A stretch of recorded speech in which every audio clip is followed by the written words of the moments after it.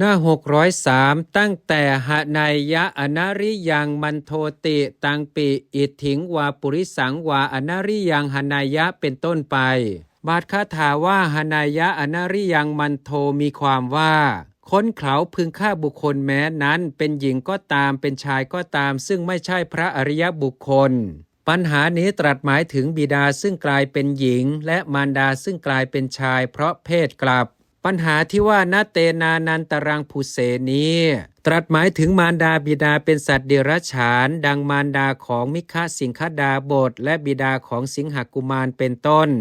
คาถาว่าอโจทยิตวาตรัสหมายถึงการอุปสมบทด้วยทูตคาถาว่าโจทิตวาตรัสหมายถึงการอุปสมบทของอภัพพบุคคลมีบันดาเป็นต้นแต่คำที่มาในกรุณทีว่า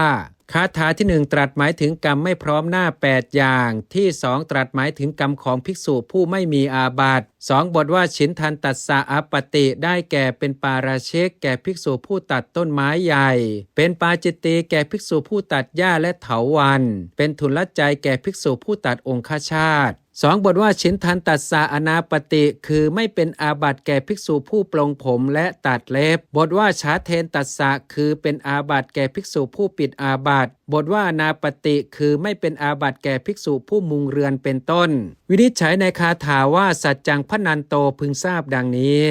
ภิกษุพูดคำจริงกับสตรีผู้มีหงอนและคนกระเทยว่า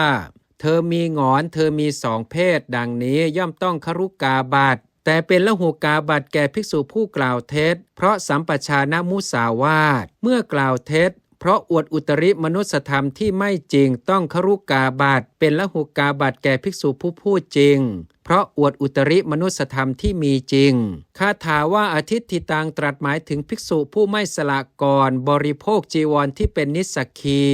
คาถาว่าอัฏฐังคเตสุริเยตรัสหมายถึงภิกษุผู้มักอ้วกคาถาว่านรัตตจิตโตมีเนื้อความดังต่อไปนี้ภิกษุมีจิตกำหนัดต้องเมถุนธรรมปาราชิก